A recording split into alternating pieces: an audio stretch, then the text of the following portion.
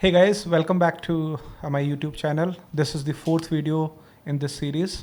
In this video, I'm going to get you familiar with some of the most important and frequently used terms in a blue team.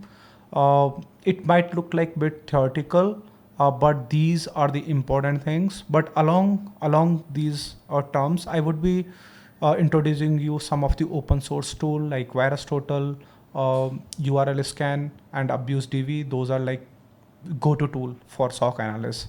So with that, let's get started, and I'll show you the real demo. Thank you. Hey guys, let's get started.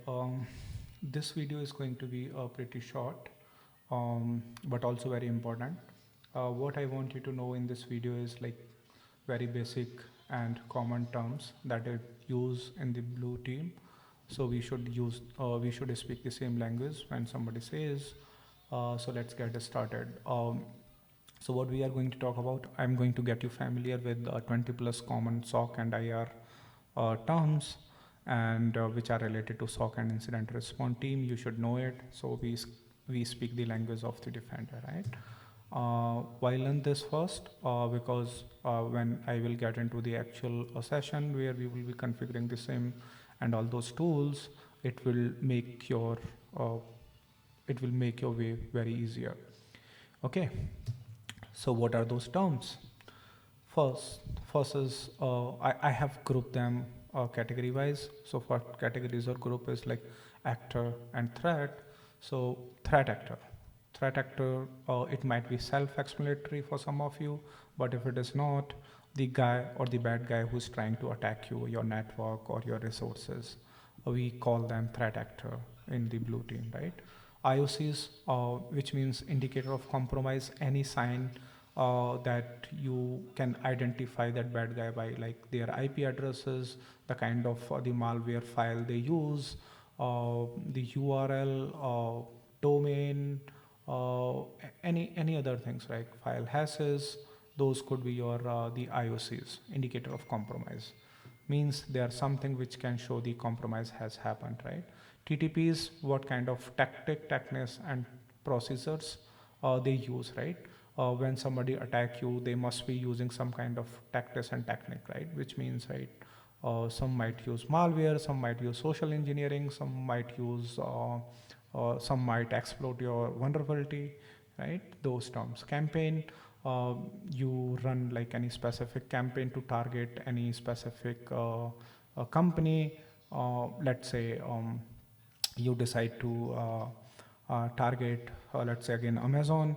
So you want to start a campaign against them. You want to send like thousands of phishing email, or you try to gather information. Basically, you are having active campaign to attack them, right? Tools and concept, SIEM, which means security information and event management.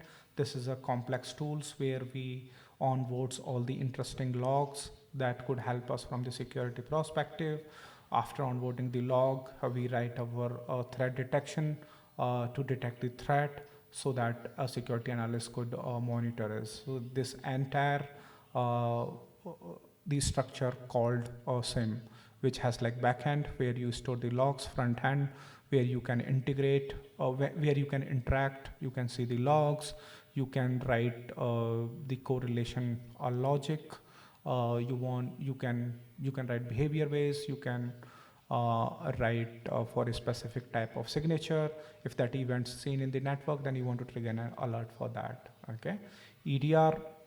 EDR is nothing like next version of the antiviruses. If you remember in the old world, people would put the antivirus on their machines, which was nothing but a signature based detections where they will keep the track of all the known bad files all across the globe, which are categorized as a malware.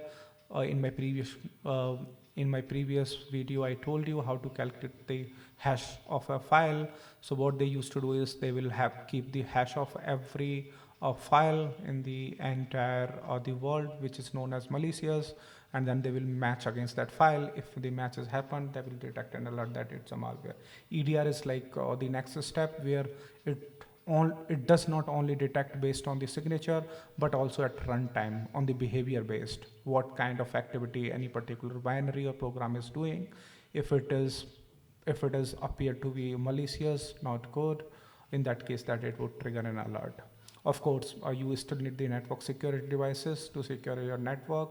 Firewalls, if you don't know firewall is a way to control the traffic for specific services, right?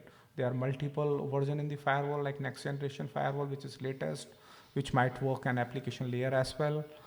If you don't know layers, we can talk about briefly during the network the section.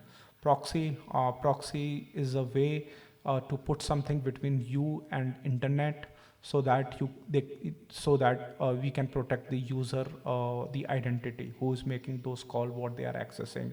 And proxy gives you the flexibility to block and allow the traffic to detect some malicious known sites, to allow based on the category and the business requirement. IDS IPS is the devices. Those also works between your internal network and the gateway. Uh, it's also most of like signature based detections. IDS, which means it can detect only and it can tell you that something is wrong is happening over the network. IPS is it can detect and prevent as well, right? Honeypot is something that the concept that people use, where you can place already known vulnerable device on your network, so that you want threat actor to attack that. To they might confuse it with like real your application server, and when they attack, you try to learn more about them, why they are attacking, what kind of tactics technique they are using, what is their motivation to target us, and we capture that information, we feed back to our SOC, and to control our the security controls. Okay. Key terms, group 2, data types, right? Like I told you, log is something is generated by any application, any OS, or anybody. Any application generates a log event, right? That's called log event. If it is an interest, right, it could be a security event. You want to detect it, then it becomes an event. Alert, if you configure it to trigger an alert, if that event is seen, that's an alert, right? PCAP is like a dump that you create for network or traffic. So I'm not sure if you have heard the tool like Wireshark, where let's say you are accessing any site from your local machine, and if you initiate that dump in the Wireshark trace, right, it would create a packet capture how the traffic is happening. Hash, I already told you, hashing. By hashing, you create a hash and the signature, right? Response actions, tries. Tries means a alert triggered, and when that alert triggered, you want to do like 4 or 5 basic check before you can call it malicious, right? Is it expected on my network? Is it being done with the malicious intent, or it is something ex- expected, like admin activity?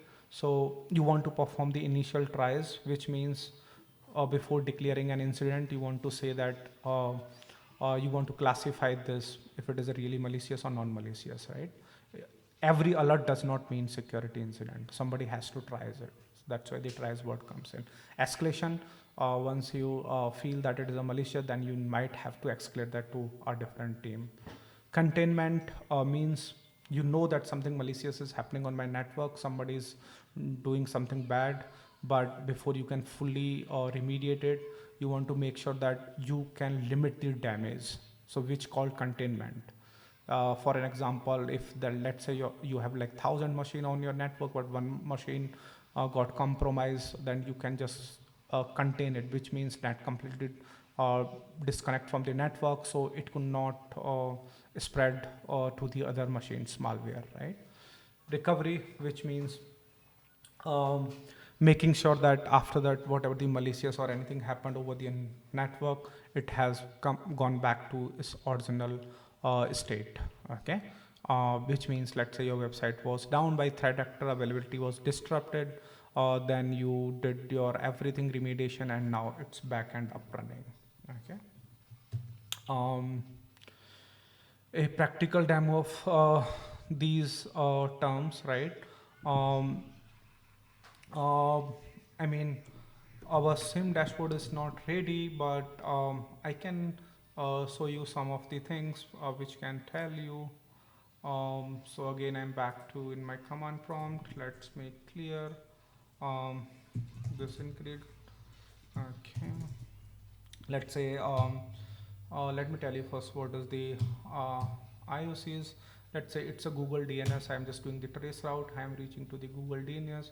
In between that, I'm seeing that how many IP I'm being passed. So in this case, if it is all like I feel that it could be malicious, my request should not go through this IP. So I take this as an IOCs, right?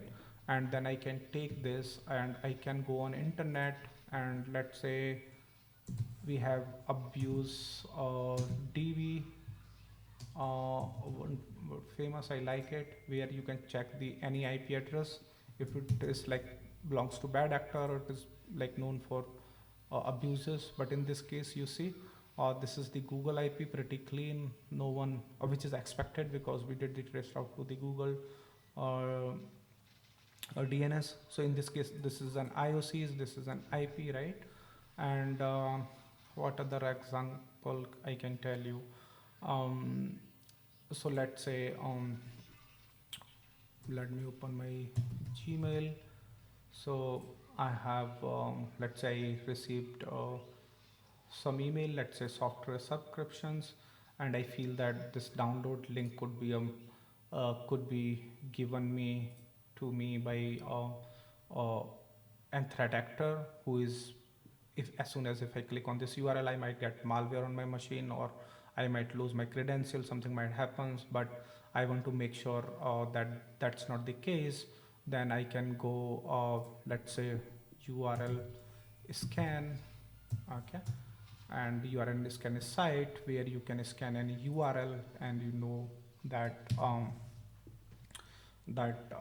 this is not malicious, right? And what it would reflect. So I just started. I know this is not malicious because this is NetGate pfSense firewall. I just use for my network configuration lab setup. But let's see what URL scan says. URL scan says this is the URL. When you click on, you will see this page, right? This is where it would land you. It takes you download link, and which I can see clearly netgate, and what kind of the request, all are 200 redirects if are there any happening, indicator what are all the IOCs when I browse this, these are the domains which were called, and verdict, summary. This page you can explore, right? There are a lot of useful information. URL final verdict is no classification. They don't either call it malicious, or they don't even call it non-malicious, right? So it's pretty clear it's not malicious, right? You know, you can see the behavior as well. Likewise, I in my last uh, in my last uh, video, I told you how to create the hashing. So what we are going to do, let's say if I suspect that any of these file could be a malicious, right? It could be a malware. So what I can do is, so 256, I will calculate the hash of this file. Let's say Coke formula seems to be malicious, and this is the hash. Then this is the IOCs for me now. If it is in part of an attack, then I can go back to the virus total. On the virus total, when I go on the virus total, I can scan any file, URL, search. So I'll put like file hash if they know this file. Of course, this is a local file, so nobody has ever reported on virus total, so no information because we created it locally. But if it was not the case, if you don't know virus total is like keep tracks of all the malicious files and their hashes. If you have a file, if you want to upload, if you want to know if it is a malicious or not, you can do that. But be very careful. Do not upload anything which is quite sensitive or important information for your company or for yourself, since it's a public platform, right? Only use that for your paid sandboxes. You can put the URL as well, you can search. So these are the IOCs, are the terms that we use, right? um, let's say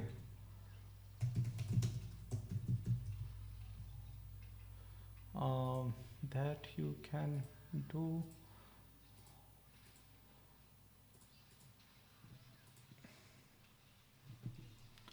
Yeah, so that's pretty much is. I wanted to show you a couple of the other HASA example, but I think it's fine for now.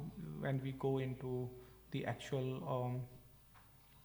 um, actual lab and we do those stuff, then I'll show to you the real bad hashes and how they appear on the virus total and URL scans everywhere. So for now, just know these terms, know these most popular application like virus total, URL scan, abuse DB, where you can use those. I think with that I'll take a pause. That's all I wanted to show you for this video. Thank you again for watching. As always, if you have any questions, feel free to drop in a comment. I'll be happy to answer. Thanks guys. Have a good one. Bye.